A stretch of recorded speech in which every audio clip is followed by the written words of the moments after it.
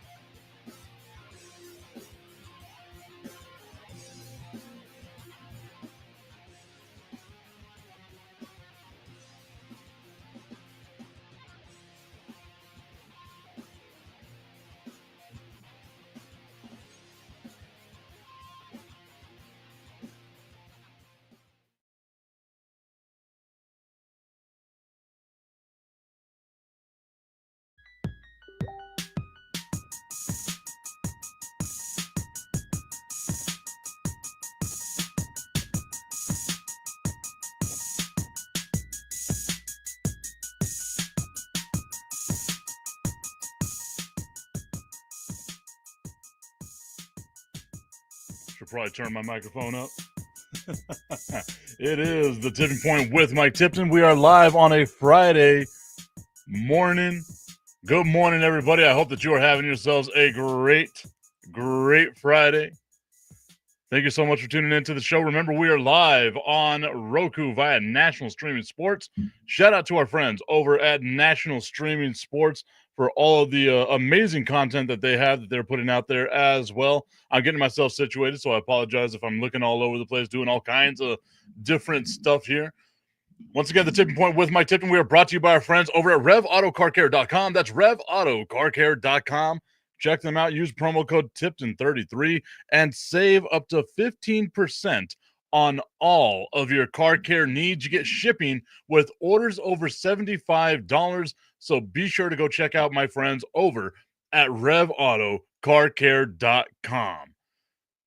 Oh boy, the news just keeps on coming out of the NFL, out of the city of Dallas as well, where it looks like the Dallas Cowboys coaching search has finally, in the words of The Rock, finally come to an end. It looks like the Dallas Cowboys are going to hire the guy that Tommy Carranza said they were going to hire, which is Brian Schottenheimer. I don't know how I feel about that hire, but you know what? Yeah, like obviously I've got like opinions and stuff on it. I'm numb, right? Like I'm just numb on it. And I've been saying all this whole time, right, that the Dallas Cowboys need to just punt on the 2025 season. Just tank, right? Like that's all you can do, just tank. I don't care about not making the playoffs. I don't care about the whole you haven't won a Super Bowl, all that. So you're going to hear that stuff no matter what. You might as well just tank. I feel like the hiring of Brian Schottenheimer, if he does indeed become the Dallas Cowboys head coach, which everything is kind of pointing in that direction, if he does ultimately become the head coach of the Dallas Cowboys, I feel like that's just a bridge guy. A panic move made by the Dallas Cowboys, who were caught off guard whenever Mike McCarthy decided he wanted to walk away. Remember, that's what all the reporting has been coming out of Dallas.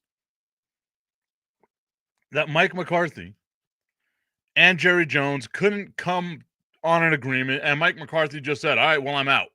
And Jerry Jones was caught with his pants down and had no backup plan and had no real legitimate reasoning or anything it is that he was trying to do.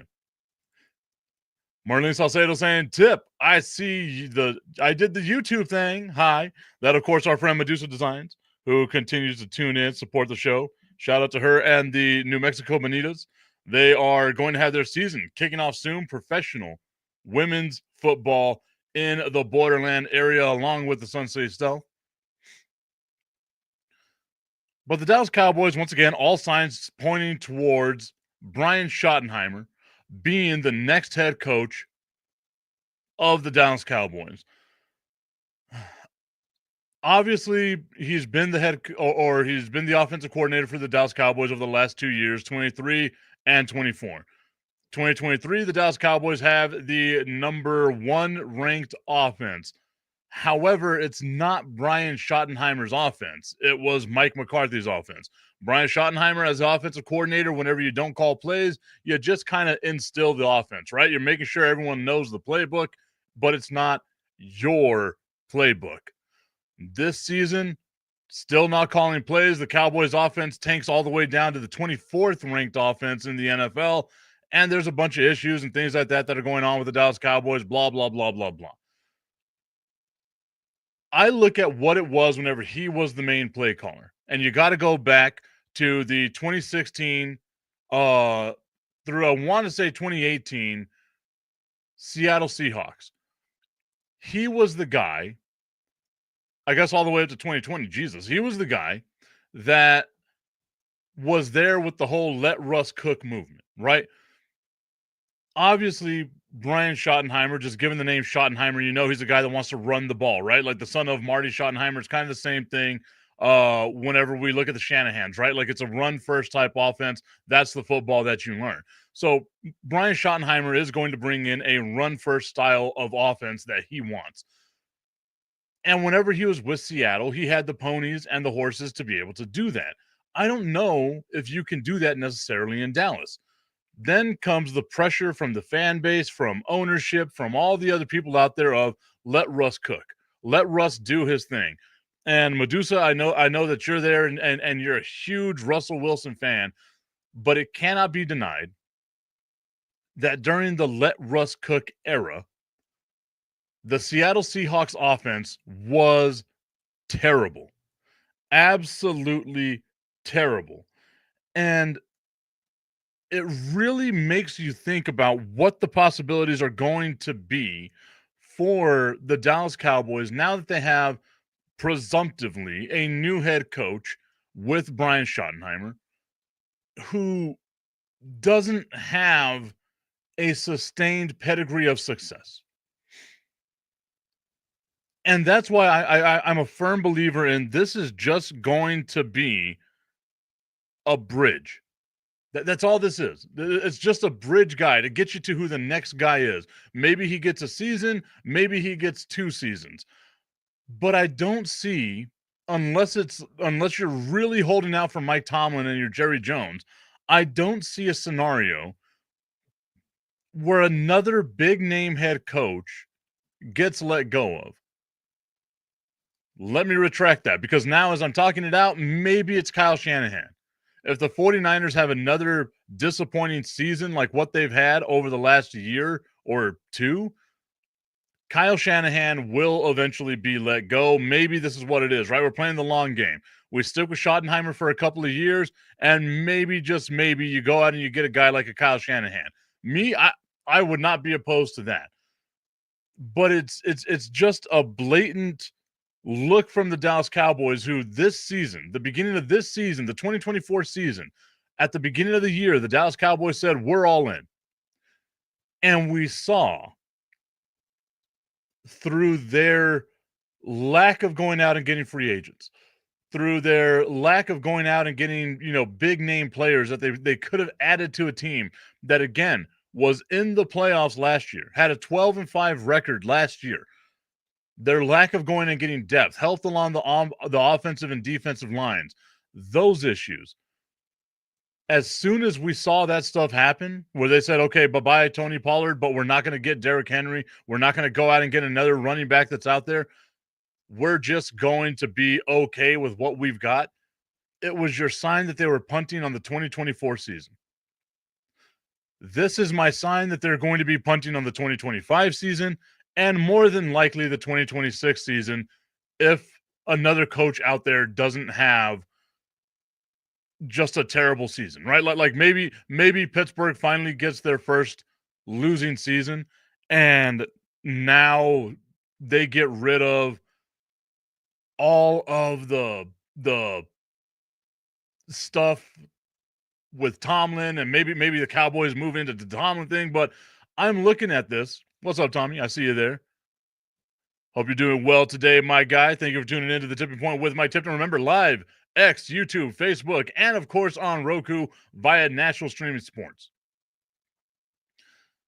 But if the Dallas Cowboys do indeed, and once again, all signs are pointing to the direction that they are going to ultimately sign Brian Schottenheimer as their new head coach of the Dallas Cowboys, if that is indeed the thing that the Dallas Cowboys are going to be doing, then it is my sign for the Dallas Cowboys that they have given up on this season, that the 2025 season is done for. I don't know how anybody associated with the Dallas Cowboys, any of the fan base, any of the people that are there, outside of the players who are obviously going to fight for their coach and do their thing, I don't know how anybody has faith in Brian Schottenheimer being the head coach of the Dallas Cowboys. Tommy Carranza saying, but wait, there's more. God, I hope not. I really hope not. Like, it always seems, and I'm pretty sure something else is going to come out between now and then. I do like the idea of Pete Carroll. I've thought that the Dallas Cowboys should go out and get Pete Carroll. I guess if you hire Schottenheimer as offensive coordinator or as the head coach, you bring in Pete Carroll as a defensive coordinator, but I don't see how that works, right? Like the subordinate giving orders to the superior because they were on the same coaching staff, they were doing all that, right? I would love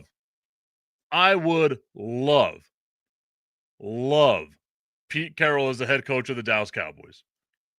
Tommy Constance saying they are interviewing Pete Carroll. Yes, I know. I had seen the rumblings of all that.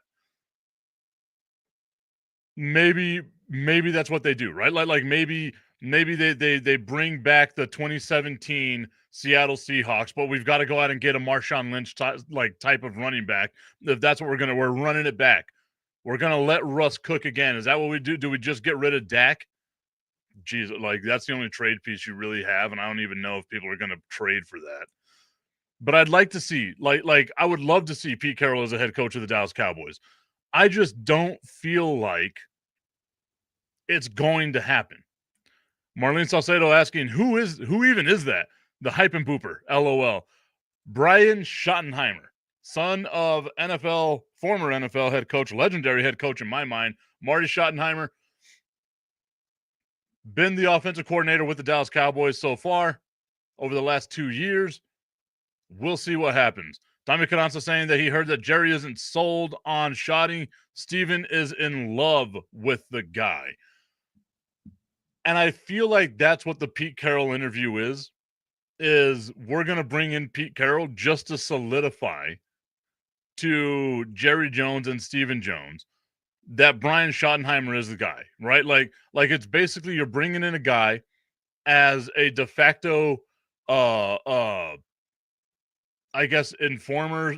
I'm trying to think of the right word. It's just not in my head at this moment, but you're trying to bring in a guy as a reference, as a job reference for Brian Schottenheimer. Like that's what I feel this interview is going to be, simply because I cannot see Pete Carroll genuflecting to Jerry Jones the way that every other head coach would have to genuflect to Jerry Jones.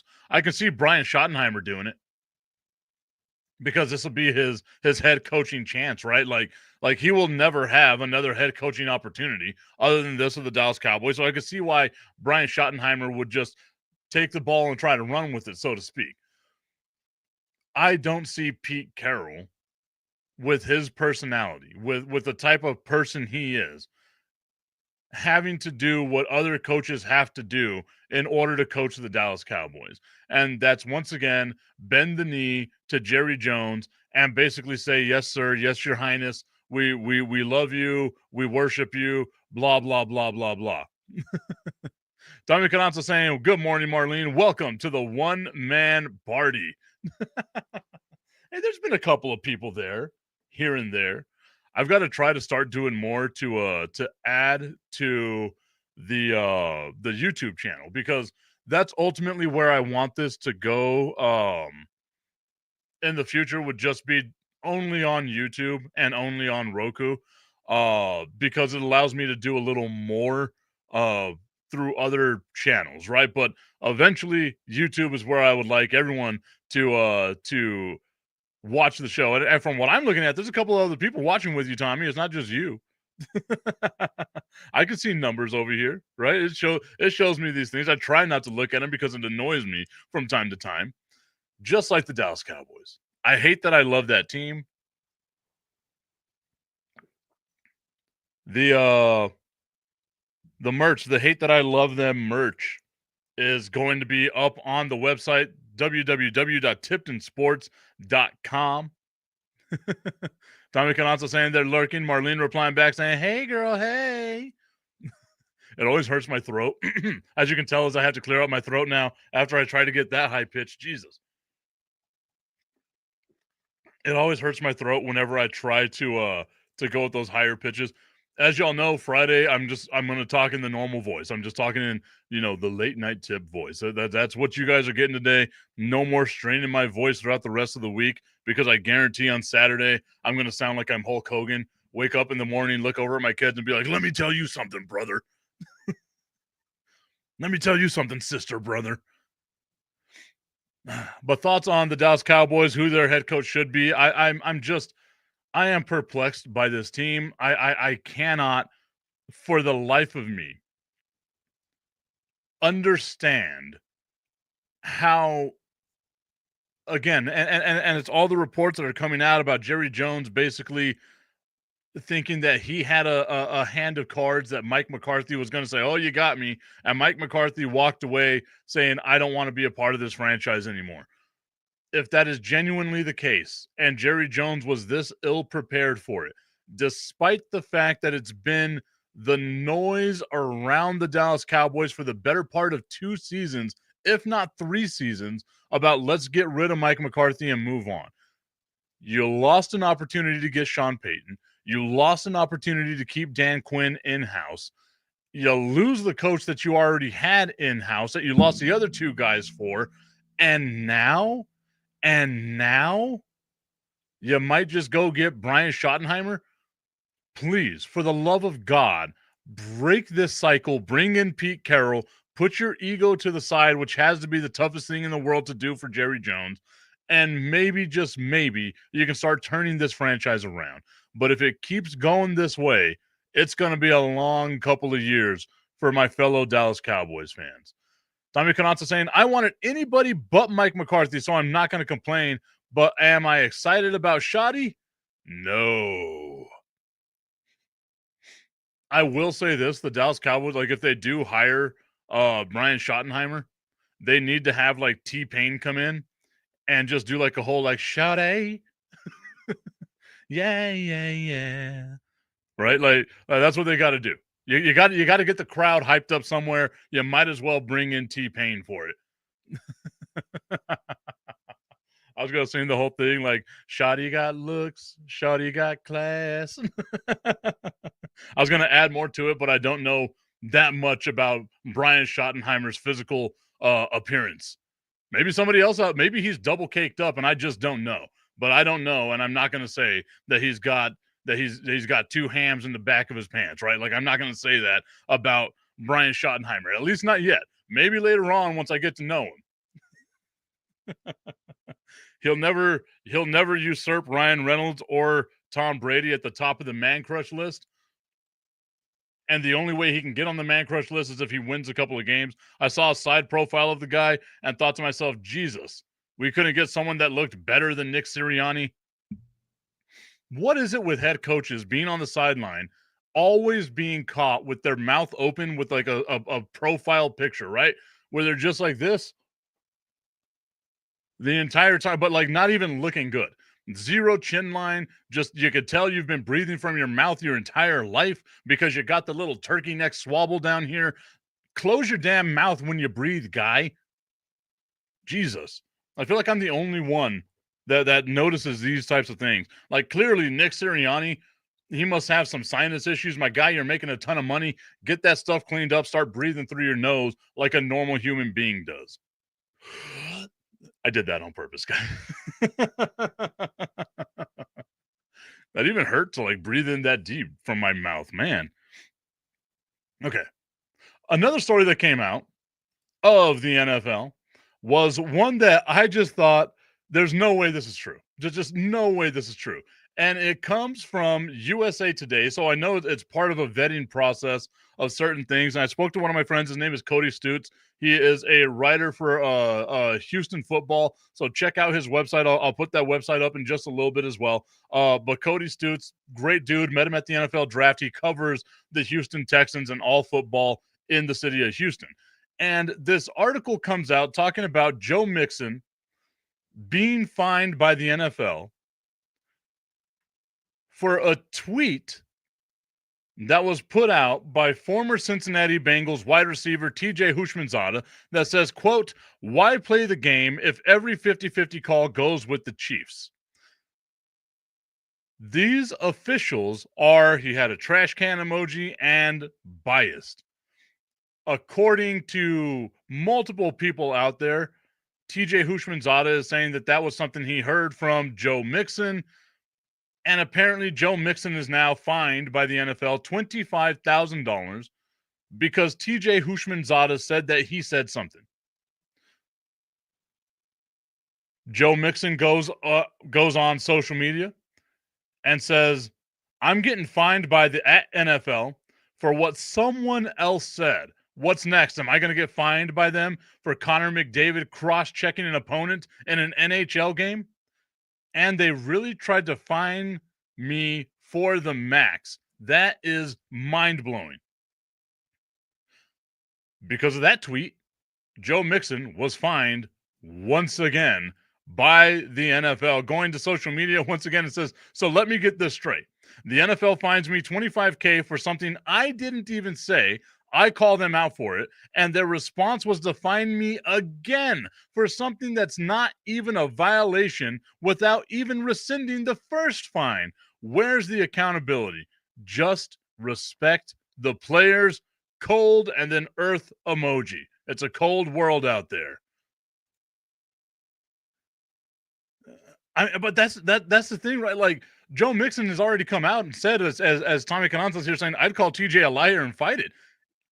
Yeah, like he's already come out and said, "I didn't even say that." And if that's the case, like TJ Houshmandzadeh didn't even put dash Joe Mixon. He didn't say that Joe Mixon said it. TJ Houshmandzadeh just called out the referees for their trash calls because obviously the NFL scripted. I feel like TJ Houshmandzadeh is doing a thing where he just wants to get out there and like get into the Shannon Sharp lane of let me just be loud and say things.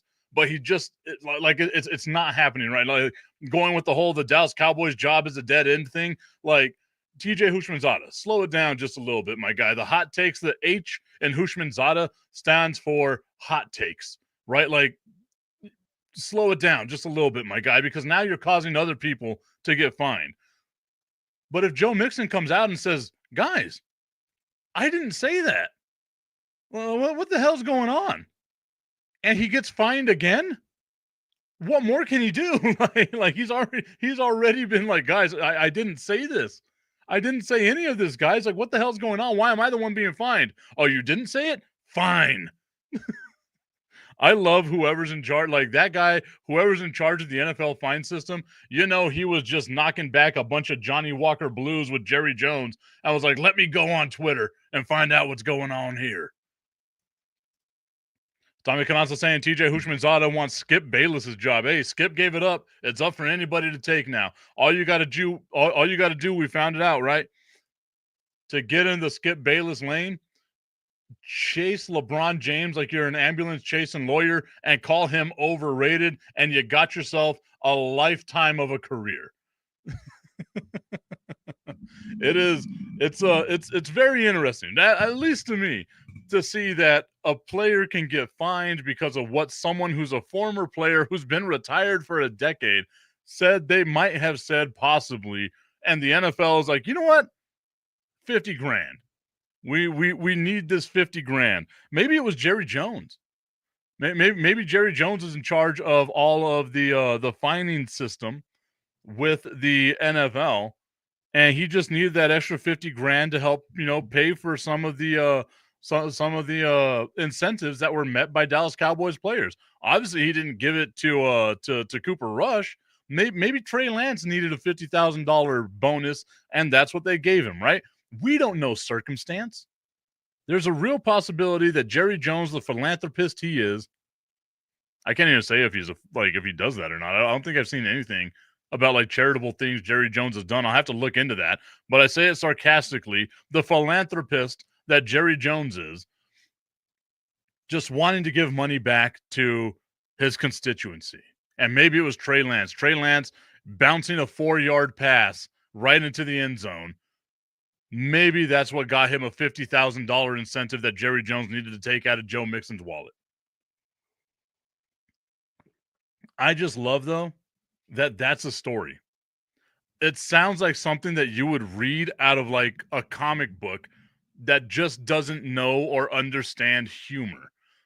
Joe Mixon, fined because of what TJ Houshmandzadeh says, comes out and says, I didn't even say that, and fined again.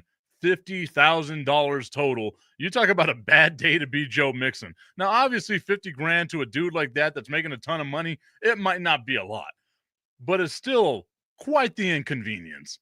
If I'm Joe Mixon, I'm waking up today saying, damn, I feel 50 grand lighter. Now I got to go make like a public appearance somewhere just to try to get my money back. Thanks, NFL. I do love the TJ wants Skip's job though, because man, my guy is he's going out there for it, man. He really is. I also wonder if TJ Houshmandzadeh can spell his own name without having to think about what letter comes next, because that is always one of my favorite ones. I used to play Madden, and I remember like the computer, right? Like all of the stuff that they would say, instead of having like the actual pronunciation of Houshmandzadeh, it was always Houshmandzode or Houshmandzadeh. And I was like, man, even Madden doesn't know how to do this. I think they might have gotten it better now. I don't know if he's still even in the game. Like, is he one of the Bengals all-time guys? I don't know about that. We're going to have to check into that. Once again, the tipping point with my Tipton brought to you by our friends over at RevAutoCarCare.com. That's RevAutoCarCare.com. Use promo code Tipton33. Save up to 15% on all of your car care needs. We are live on YouTube, X, Facebook, and of course on Roku with our friends over at National Streaming Sports. National Streaming Sports, check out their app, their fast channel on Roku. All you got to do, download National Streaming Sports, click the icon, boom, and you are there able to watch this show and all the other great shows they have. I'm not saying this one's great. That's why I said this show and the other great shows they have on National Streaming Sports. I'm just some dude dressed in a Bishop Sycamore BS high school shirt and a Dallas Cowboys hat, sitting here talking my nonsense about how much I love that I hate the Dallas Cowboys, or how much that I hate that I love the Dallas Cowboys. Either way, it's both of them, right? I can look at myself and realize my shortcomings, and most of my shortcomings are because I am a Dallas Cowboys fan. But now's the time we're going to jump right on into it. Following those stories from the NFL, we have 2 games. 3 more games left, but 2 games this weekend. And then it is the end of the NFL season. It is so hard to say goodbye to yesterday. We are in the middle of our coital session with the NFL. We are about to be covered in all kinds of shame glaze just from head to toe because of how deep this lovemaking session has been with the NFL. We have on Sunday the Kansas City Chiefs and the Buffalo Bills. And in the NFC, we have the Philadelphia Eagles taking on the Washington Commanders. Now, I started doing a little bit of research trying to find out, what separates these teams. And you look at Philadelphia's offense and you think to yourself, and that's where we're going to start as the NFC. You look at Philadelphia's offense and you think to yourself, man, this was a really good offense. Like they, again, one of the best quarterbacks, one of the best running backs. They've got a great wide receiver core. They had to have had one of the best offenses in the NFL. And then you look at like pass yards and you're like, okay, well, who's ranked out of these four teams that are left? Who has the best passing offense? And somehow it was the Kansas City Chiefs. They had more yards, a higher completion percentage. It's insane that the Kansas City Chiefs were that much better than some of these other teams. And whenever you look at the entire rankings, like yardage, right? Like your quarterback yardage with all those amazing weapons that they have in Philadelphia, the Eagles are the third from the bottom. They are number 30 in the NFL as far as pass yards go. As far as touchdowns go, I'm bringing up that ranking right now as well. They are one of the middle of the pack teams. They just had 24 passing touchdowns on the season. One more passing touchdown than the Dallas Cowboys, who didn't have their starting quarterback for the majority of the year. The teams that sandwich the Philadelphia Eagles in the passing yardage and touchdowns are the Panthers. Sorry, I got a message that came across my computer that made me think it was about to die right now. The teams that surround the Patriots or that surround the Eagles in passing yardage, like the bottom of the barrel in passing yardage, are the Bears, the Giants, the Panthers, and the Patriots. Those are the teams in passing yards wise that surround the Philadelphia Eagles. Now, obviously, everyone's going to say their bread and butter is that they're a running team. The Philadelphia Eagles are by far one of the better running teams in the NFL, more than likely the best running team in the NFL that is left right now, right? And at number one, you would have the Baltimore Ravens, who had 3,189 yards. Then at number two, you had the Philadelphia Eagles. Not a surprise there at all, with 3,048 total yards of rushing offense. And then at number three, a shock to me, the Washington Commanders with 2,619 yards. Now, obviously, there's a good difference there, right? Like 400 yards, but no one associated the Washington Commanders as a running team. As a matter of fact, we were having this conversation over the last couple of days that the Washington Commanders are, in my opinion, a solid, well-rounded team, right? Like they've got no pressure on them. They're just the Washington Commanders, happy to be here. Whatever happens, happens. But they are the third best running team in the NFL. Talking about those 800 yards is what Tommy Canonsa's saying came from Jaden Daniels. Yeah. And a lot of yards from Philadelphia came from Jalen Hurts too. So, I mean, we can talk about like quarterbacks run now. Like it's a thing that they do, not in Dallas. Dak Prescott scared to run. The R in Prescott does not stand for running quarterback. It just stands for we'll stand right here and get my ass handed to me. But that's a threat that the Washington Commanders have. I'm not going to look at that as something bad, right? Like the Washington Commanders have a running attack, which is something I didn't associate with them. They have the ability to run the ball. And to me, it's just like, that's crazy.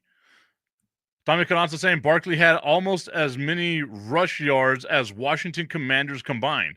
I mean, yeah, he had more rush yards than the Dallas Cowboys' entire team by 300 exact yards. So, I mean, it's Saquon Barkley outran, let's see here, more than half the NFL. That's 1, 2, 3, 4, 5, 6, 7, 8, 9, 10, 11, 12, 13, 14, 15, 16, 17, 18, 19, 20. Saquon Barkley outran 20 teams.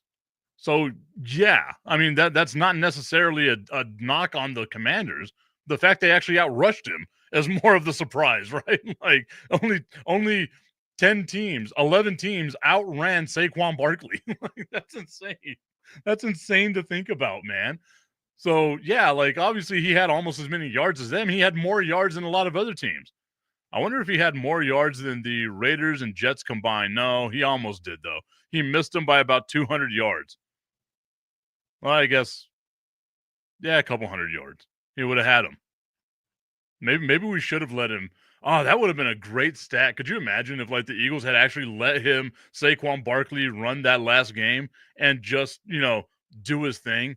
Just feed him the ball a million times to try to get like 300 yards. He would have been able to double up the Las Vegas Raiders and could have had as many rushing yards as two teams combined.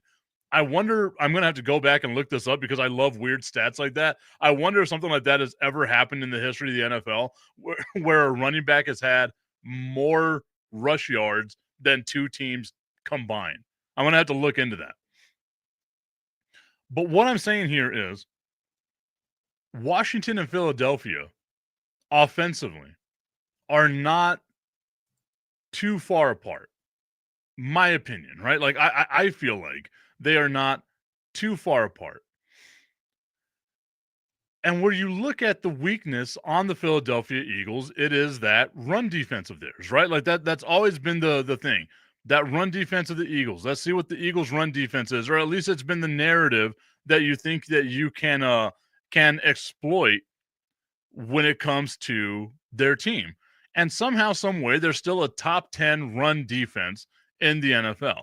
Now, the issue in this game is that the Washington Commanders run defense is third last in the NFL. That's going to be your biggest difference in these games, right? Is Washington might be able to run the ball. We know Philadelphia is going to be able to run the ball outside of what just has to be a Herculean effort from the Washington Commanders. Like they would have to abandon, Dan Quinn would have to abandon everything that he does defensively and say we'll live with Jalen Hurts trying to beat us throwing the ball. And whenever you look at the pass defenses here, the pass defenses are both pretty bad. Washington, slightly better than Philadelphia, the worst pass defense in the NFL this season. Or rather, sorry, I've got to get my thoughts straight here. I keep getting this message. It's like my computer's going to restart. But it says in an hour. So I've got enough time to be able to do this. This is what I don't like about Windows computers. I've got an Alienware desktop. And yeah, it's Windows and it's all this stuff, but it's giving me like the, hey, your computer needs to restart message in the middle of a damn show. I'm like, the entire time, the hour and a half that I did prep before this, you couldn't give me that message. It has to be now, computer. Thanks. But the best pass defenses in the NFL are the Titans, the number one pass defense in the NFL, the Eagles, the number two pass defense in the NFL, the 49ers, the number three pass defense in the NFL, and then the Washington Commanders. So you would have to hope that Washington can find a way to stack the box. We are going to force you to beat us with the pass. And the only way that I can see Washington being able to actually win this game, being able to actually maybe pull off what a lot of people would consider a miracle, right? Once again, I want the chaos. I need the chaos. Put it in my veins. The chaos of the Washington Commanders beating the Philadelphia Eagles. Just because I want to drink the tears of the Philadelphia Eagles fans. If Washington goes on to the Super Bowl, they're not going to beat Buffalo. They're not going to beat Kansas City. Flatly, right? Like, again, you're playing with house money, so maybe the sun shines on a dog's ass every now and then. But if they beat Philadelphia, the chaos that would cause, I am here for. I just, given what I've been researching, everything that's going on in my head, I cannot envision a scenario where Washington's pass defense is able to hold up against the Philadelphia passing attack. And again, Philadelphia's passing offense isn't great, but they have weapons. And that's all you really need. This is, once again, like we were talking about talent separating things of that nature, blah, blah, blah. Who wants it more? That type of conversation that we had from, I guess it was last week, right? The whole mindset of who wants it more. Everyone wants it the same. So what happens here is that you have a separation of talent. And Philadelphia, to me, it's not like they have an exponential amount of talent over Washington, D.C. They just have more talent that they can rely on in those moments, right? I like Washington's roster. I think Washington is a fun team to watch. And I know it sounds like sacrilege as a Dallas Cowboys fan, but Philadelphia, you cannot deny that Philadelphia has a more talented team around them. It's not about the who wants it more. It's not about this or that or blah, blah, blah, because they all want it the same, right? Like, even though Jaden Daniels is a rookie, he's not going into this game thinking to himself, man, I had a great year. It's okay if I lose, right? Like, the who wants it more mindset, that helps out in college, that helps out in high school, not so much in the NFL. It's going to come down to the difference in talent, right? And I feel like maybe, just maybe, the talent is going to rise to the top with Philadelphia. And I hate those words coming out of my mouth. I really hate those words coming out of my damn mouth. Tommy Cananza saying, when you have big old Jordan Davis and Jalen Carter on that line, you better have a top 10 rush defense. Yeah. Philadelphia did such a great job by simply drafting the University of Georgia defense. I don't know how anybody else in the NFL was like, you know what? Let's let these Georgia Bulldog defensive players just we'll go buy them. And Philadelphia's like, oh, they did really well together. Maybe we should get them on our team. Maybe it'll be something that helps us out. Who knows? Huh? Talent that's been with each other for a while and knows each other. They already have built-in chemistry. Why wouldn't we do this? Wow. Thanks, NFL, for allowing this to happen.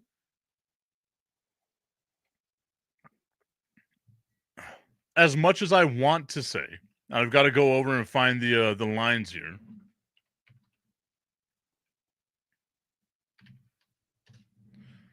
As much as I want to say that I think that Washington can pull this game out, because I really think they can. I don't think it would be a smart bet to put your money on the Washington Commanders. And I really would like to see this, because, again, like, I love these types of stories of you get a rookie quarterback who has no expectations coming on him into this season because he's a rookie quarterback, right? And you're looking at the spread right now as I'm trying to find the damn spread. So I will continue to filibuster here while I try to find the spread. Jesus. Okay, there it is. The spread is +6.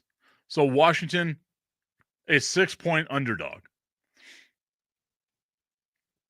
I can see them covering the spread. I don't think this game is going to be a blowout. I don't think either of these games are going to be a blowout. I can see Washington covering the spread, but I cannot see, as much as I want to see them win the game, I can't envision it. So I believe that Philadelphia is going to win the game, but Washington will cover that 6-point spread. They'll probably lose by a field goal, but man, that takes nothing away from the season from the Washington Commanders. They had an amazing season being able to get this far where nobody expected them to be this good right now. Now, what this does, though, is it lays the foundation for what expectations should be going forward. Dan Quinn's been a Super Bowl caliber head coach. They have a young, talented team. They're going to have money freed up in the salary cap, so they'll be able to add to this young roster that they have. Their future looking much brighter than some of the other teams in that division, and I'm including Philadelphia, because if Philadelphia doesn't win it all, they are going to start being in that salary cap hell that everyone talks about. It's going to be something that sneaks up on the Philadelphia Eagles. So for me, I think the Eagles are going to win. They will represent the NFC in Super Bowl LIX. Hey, yo.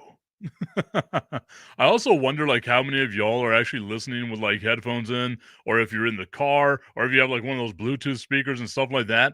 And whenever I say, like, oh, things like that, like, if it resonates with inside your ears and it makes you just want to never watch the show again, Tommy Canazza saying, take the best player available in the first round and you'll be okay. Stop drafting developmental guys like Mozzie and Guyton in Dallas. Shake my head. And then goes on to say, the Eagles have always had a great D line, and they still take guys like Carter and Davis. That's what you got to do, right? Like, you got to keep all of that going. Like, that's what made the Dallas Cowboys defense last year so good, was being able to have that revolving door. What made their offense so good was being able to have, what was it, 7 different offensive linemen that you could rotate in and out at any given time. I want to say it was 8, but it was that depth, right? You need that depth, especially with the fast pace of the game now. You need to have that depth. And Philadelphia is saying, yeah, definitely, we'll get that depth. Tommy Cananza finally joining my side of the equation here, saying, come on, Asteroid. Oh, trust me, man. Trust me. I am. If the asteroid comes, I'll be here with my kids and hugging them and loving on them and saying, you know what, guys, this is our time. I love you. I just can't see Philadelphia or Washington get to the Super Bowl. So come on, asteroid. Marlene Salcedo saying, after last game, I think they can pull it off. And as a Cowboys fan, I like my odds with the Commanders as far as after this game with the Eagles. LOL. And I think that's the thing, right? Like, you got a lot of Cowboys fans out here that are, this is hell. Like, this is genuinely our hell watching these two teams. The one solace that I take is, man, Washington's been through it. It's been since 1991 that they've been in this position, right? Like, it's been a while. I sympathize with that stuff. That's why with my friends that are Philadelphia Eagles fans, whenever I was in ESPN, I sympathize with them. I wanted them to win that Super Bowl. I know it's sacrilege as a Cowboys fan, but I just wanted my friends and like that fan base to experience what that's like, because being able to say you witnessed it is a cool thing, right? As much as I made the jokes about the Chicago Cubs back in the day, I wanted to see that fan base get theirs. The same thing with like the Cleveland Guardians baseball team.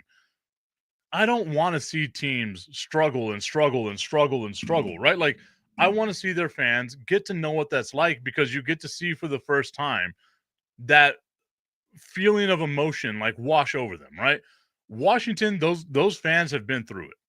From Dan Snyder being the owner to just the ineptitude that they've had from time and time again, the myriad of quarterbacks that have been, on the team passing touchdowns. 10 quarterbacks have passed a touchdown to Terry McLaurin, right? Like, that shows you in just a little bit of time how much turnover there's been in Washington. Head coach after head coach after head coach, issues with the ownership, issues with the general manager, and like all the stuff that's going on there, having to go through the name change, having to deal with that stadium, which once again literally had sewage flowing through the damn stadium last year. It's just good to see that they get rewarded with a little bit of something, right? Like, that's how I am as someone who loves sports. I like those types of stories, that redemption story. I'm a huge fan of those things.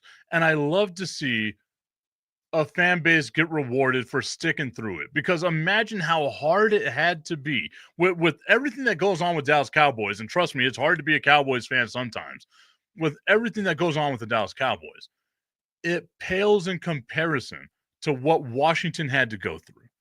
And that to me is really kind of like what I'm getting at with this, right? Like, I want to see them get rewarded. I don't want to see them win a Super Bowl. I want to see them lose the Super Bowl to the Kansas City Chiefs. But with Washington, I just want to have something for them. Like, you know what, guys? Here you go. You made it to an NFC championship game. You won the NFC, whatever that means. Good for you. It's going to be very difficult, though, for them to recreate this magic next year and going forward, because it's so hard. It is so hard to win these games. Tommy Cananta going on to say, I'd rather have Washington win the game. My Commander fan family members annoy me, but I would like Washington to win this game just for them. Not the Super Bowl, though. I think we're on that same mindset, right? Like, go ahead and win this game. because again, like my mindset has always been, it don't matter if you make the Super Bowl. It matters if you won the Super Bowl, right? We've seen a lot of teams make the Super Bowl and then not get back and not sniff being in the Super Bowl again. That stuff don't matter. Because even if you fall off completely, like a lot of these other teams have after winning Super Bowls, you know what you get to do? You get to point at that ring and say, at least I won it.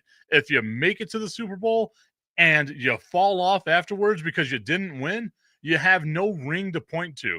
And no one's going to sit back and be like, oh, well, that guy made it to the Super Bowl. So obviously he's a Hall of Famer.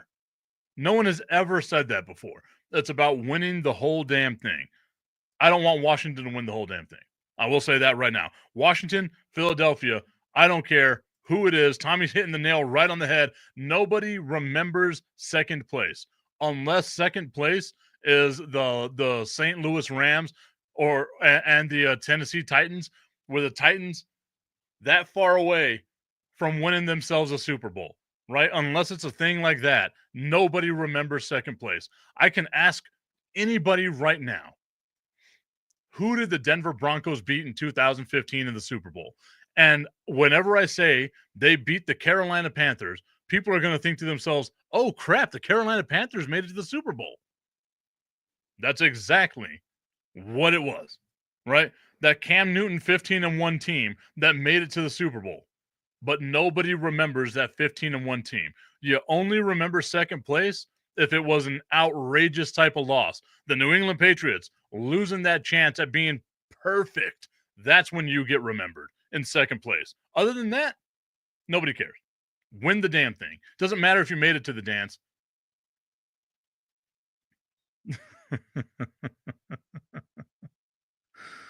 Oh, God, I can't say that.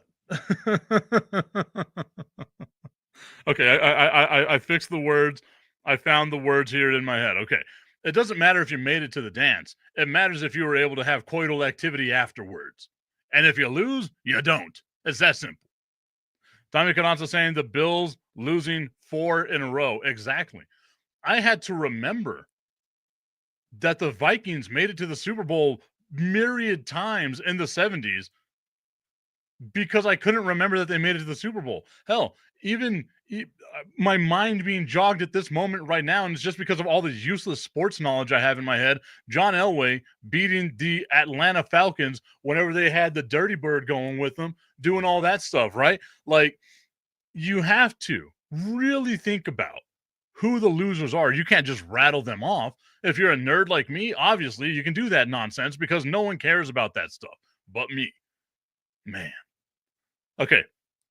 We got about 7 minutes left, so we got to get into this next game. I do believe, once again, Washington going to cover the spread, but they will lose the game ultimately to Philadelphia, despite the fact that I think the better story is Washington winning the game against the Philadelphia Eagles. Game number 2, 6:30, the AFC Championship game. It is going to be held at Geha Field at Arrowhead Stadium in Kansas City. The Buffalo Bills and the Kansas City Chiefs.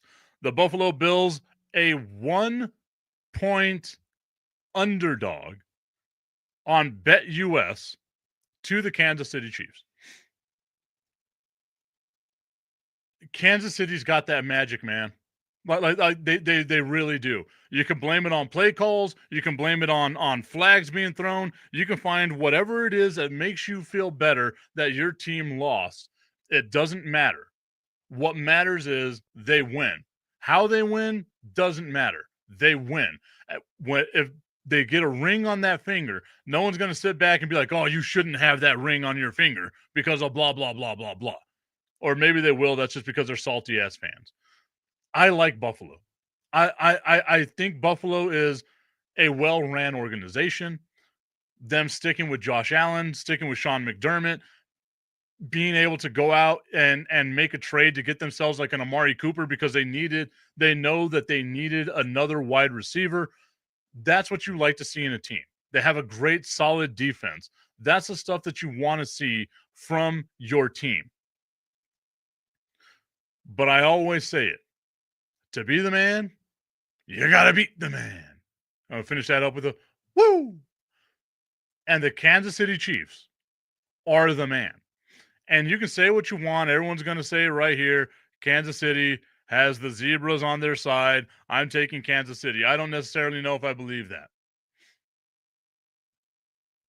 The Chiefs, whether you want to, attribute it to the referees, whether you want to attribute it to whatever it might be, the Chiefs are a really damn good team. And it's impossible for me to look at them and say, I see a flawed team.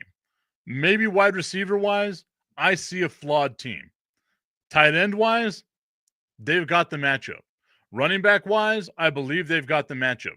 Quarterback wise, as hard as this is to say, because I love me Josh Allen, a dude that can just flick the ball and it goes 80 yards in the air like nothing because he's got an absolute cannon. I love a quarterback like that. But you know who the other guy is that he's going up against? Patrick M. effing Mahomes. And that to me, like they're the Spider-Man meme. They look at you, they're the exact same team. But what's going to win you over, and Tommy Canazza says both these teams are very capable of beating the NFC teams. So I'm good with whoever wins. Yeah. I think these are the two best teams in the NFL left right now. I genuinely believe that. But Kansas City to me is the better team. They've got the experience, right? Like that championship grit. That means something. All the pressure in the world is on Buffalo. It's not. It's not on Kansas City. If Kansas City loses this game, yeah, people are going to be happy, right? Like it'll be ding dong, the witch is dead, ha ha ha. Patrick Mahomes sucks. He sounds like Kermit the Frog, right? Like that would be what happens if Kansas City loses. But no one's going to sit back and be like, "Oh, their legacy is in question now." If Buffalo loses, the legacy is in question. All of it is in question. You had the best opportunity. Josh Allen, an MVP candidate, had the best opportunity to be able to beat the Kansas City Chiefs and let it fall through his fingers. It's the exact same thing that's going on with this Philadelphia game, right? Washington, zero expectations, zero pressure on them. They're in a place they're not supposed to be. Philadelphia, you need to win a Super Bowl. No ifs, ands, or buts about it. So you better win this game against Washington. That pressure is going to be there. And the one thing that I think helps out Washington in this aspect is Philadelphia, we've seen, crumbles under pressure. They're not a team that deals well with adversity. Buffalo, you finally made it this far. You have who you've been talking about this entire time that you want in your sights. You have the opportunity to make the whole world outside of Kansas City and probably me happy by beating and knocking off the Kansas City Chiefs. I just don't see it happening. Tommy Canazza saying, don't do the creepy Mickey Mouse voice. Oh, well, why not, Guy? Ooh, can I even say that that's who it is? Oh, no, I might, they might be litigious, but we'll see. Oh, boy, please don't sue me, guys. Huh? It also hurts for me to do that voice. But I think Kansas City, ultimately, at the end of the day, is going to win this game. Like, there's something about that team. I'm not going to say it's the referees. It's not any of that. It's just so hard to pick against the Kansas City Chiefs. And I think that the Kansas City Chiefs are going to win that game. So we have the Philadelphia Eagles winning the game outright, Washington covering the spread, and then the Kansas City Chiefs holding that home court advantage and beating the Buffalo Bills in Arrowhead Stadium. Both the Kansas City Chiefs and the Philadelphia Eagles going to the Super Bowl with a rematch of a Super Bowl from just a couple of years ago. My guy, James Steele, my friend Pat Costello, both my dudes over at ESPN, they're going to not talk at all. We talk all the time, and I'm going to be instigating every second if this is the Super Bowl that we get. All right, everybody, I want to thank you so much for tuning into the Tipping Point with Mike Tipton this week. I appreciate all the love. I appreciate all the support. Please like and share. Follow National Streaming Sports on their Roku channel, and we will see all of y'all next week. Have a great weekend, everybody. Goodbye.